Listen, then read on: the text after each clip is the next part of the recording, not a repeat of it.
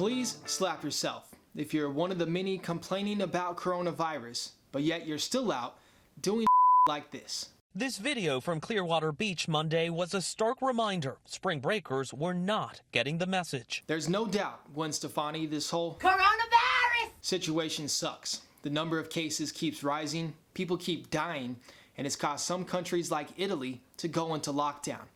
In America, it's caused madness in March, with events canceling, it's hurt the economy, and it's closed down lots of places. Restaurants, retail stores, gyms. Well, gyms shouldn't be that big of a loss, however, since most of you stopped going after the first week of January anyways. The situation has brought with it some changes to society.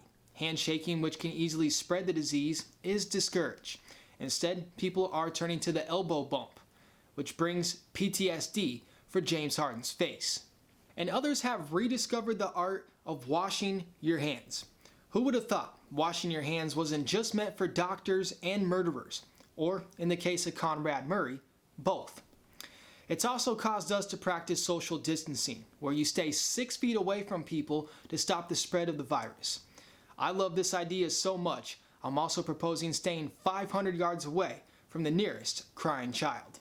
Now, if you've been keeping up with the situation and not with the Kardashians, you'll hear medical experts often talk about flattening the curve, meaning infections are going to happen, but they won't happen all at once if we take proper precautions, like social distancing or staying home. So for a generation that loves binge-watching shows, staying glued to their phones, and celebrates when plans are canceled, staying home should be an easy one. A girl once tweeted that her friend canceled plans because it, quote, suddenly got really windy. Her friend was someone that really did not want to go out that night, or an empty trash can who's fed up with being blown down the street. But still, despite the warnings, places were still holding gatherings. Churches went about with sermons, casinos were taking a gamble by staying open, and people at the beach were there in large crowds, which really shows lots of individuals in America are still not taking this seriously.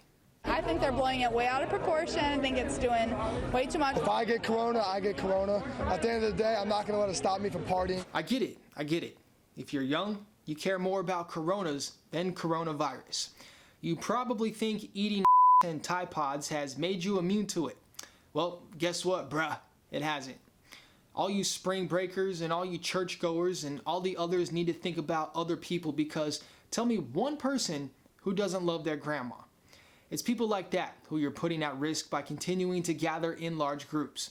Chances are someone in that large group has been exposed to coronavirus and may not even know it yet, which means they could be spreading it to you. Then you go and spread it, and the vicious cycle continues, where ultimately those with underlying health conditions or the elderly catch it, and for some, never get rid of it. Italy is a prime example of that. They have an older population, and since this all started, more than 2,500 people have died as a result. And guess which country didn't take the coronavirus serious when it first started impacting them? A lot of people in the United States right now in general are not taking this coronavirus seriously. They are really lax about it, and we were the exact same in Italy, and now we're in a very different place. Now Italy's in a nationwide lockdown, and that girl who you saw lives there. She thinks America is trending in the same direction. We've already seen some major cities like San Francisco already put in a shelter in place, and it might already be too late here. But if we want to avoid a nationwide lockdown, the ball is in your, hopefully, clean hands. So stay home, hang out with your pets, watch some movies, catch up on some reading. We should all be on couches more than someone trying to break into the adult film industry.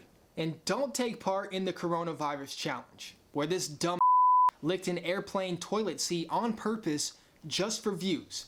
Instead, I want you to take part in the Don't Kill Your Grandmother challenge.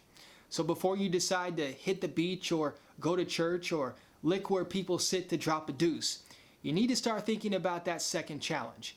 Because if you give your grandma coronavirus and she dies from it, there's going to be blood on your hands that you won't be able to wash off, no matter how hard you try. Hey, thanks for watching, everyone. Stay safe, and I hope none of you get the coronavirus. Well, except for this idiot. She deserves it.